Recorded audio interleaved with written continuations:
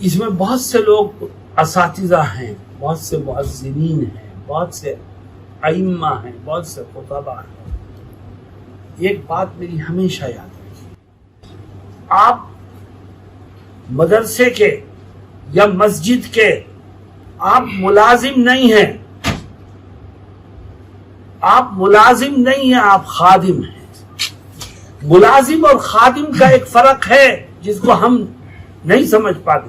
ملازم ٹائم دیکھ کر کے کام پر آتا ہے اور ٹائم دیکھ کر کام سے چلا جاتا ہے، لیکن جو خادم ہوتا ہے اس کے نہ کام کرنے کا کوئی وقت ہوتا ہے، نہ کام سے اٹھنے کا کوئی وقت ہوتا ہے، وہ تو 24 گھنٹے کا خادم ہے۔ ہم دین کے خادم ہیں، ہم مدرسے کے ملازم نہیں ہیں۔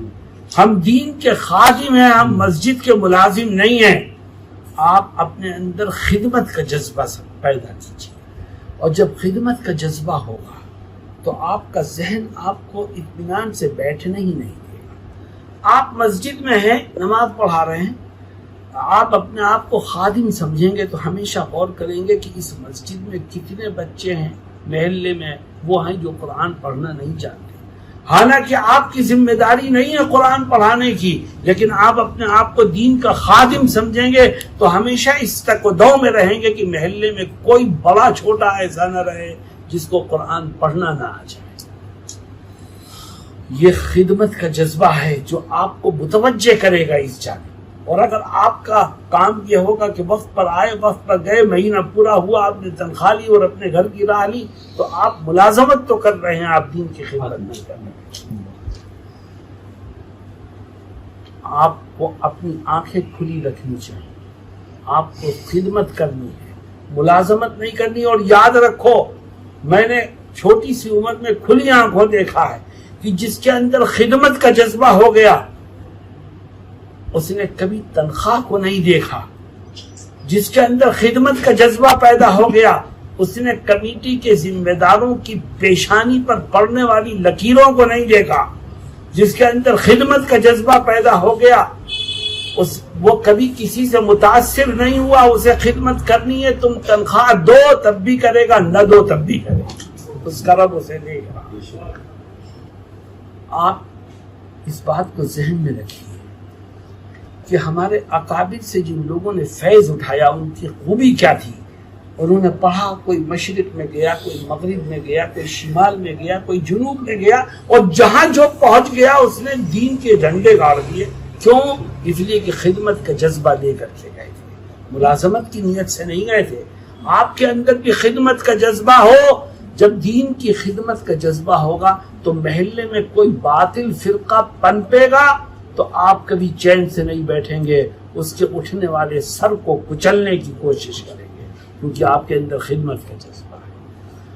آپ دیکھیں گے لوگوں کو ضرورت قرآن کی تعلیم بالغان کی ہے، بڑی عمر کے لوگ ہیں، قرآن نہیں پڑھا، آپ کے اندر خدمت کا جذبہ ہے۔ آپ 2 آدمیوں کو، 3 آدمیوں کو، 4 آدمیوں کو لے کے بیٹھیں گے، قرآن پڑھائیں گے، آپ کو معاوضے کی کوئی فکر نہیں، کیونکہ خدمت کا جذبہ آپ کے اندر۔ میں یہ کہتا ہوں کہ آپ دین کے خادم بنیے، مدرسے کے ملازم مت بنیے۔ آپ دین کے خادم بنیے، مسجد کی امامت اور ملازمت مت کیجیے، یہ تو ذیلی چیزیں ہیں، اصل چیز خدمت ہے۔ آج ہمارے دلوں سے خدمت کا یہ جذبہ نکل گیا، جس کی وجہ سے ہم نے امر بالمعروف چھوڑ دیا، خدمت کا جذبہ نکلا ہے جس کی وجہ سے ہم نے نہی عن المنکر کو چھوڑ دیا ہے، خدمت کا جذبہ نکلا ہے جس کی وجہ سے ہم نے فرق باطلہ کی تردید کو چھوڑ دیا ہے، خدمت کا جذبہ نکل گیا جس کی وجہ سے ہم نے امت کی دینی ضروریات کی فکر کرنا چھوڑ دیا۔ میری یہ چاروں باتیں یاد رکھیے، خدمت کا جذبہ ہوگا تب آپ امر بالمعروف کریں گے، خدمت کا جذبہ ہوگا تب آپ نہی عن المنکر کریں گے، خدمت کا جذبہ ہوگا تب آپ فرق باطلہ کی تردید کے لیے کمر بستہ رہیں گے، خدمت کا جذبہ ہوگا تب امت کی دینی ضروریات کی آپ فکر کریں گے۔ اور اگر خدمت کا جذبہ ختم ہو گیا تو کون کیا کر رہا ہے آپ کو کسی چیز کی کوئی پرواہ نہیں۔ میرے دوستوں اور ساتھیوں، میرے دل میں اللہ نے جو باتیں ڈالی وہ میں نے آپ کے سامنے رکھی، اس امید کے ساتھ کہ ہو سکتا ہے کسی کو فائدہ ہو جائے، اور مخاطب آپ نہیں تھے، مخاطب میں نے اپنی ذات کو کیا۔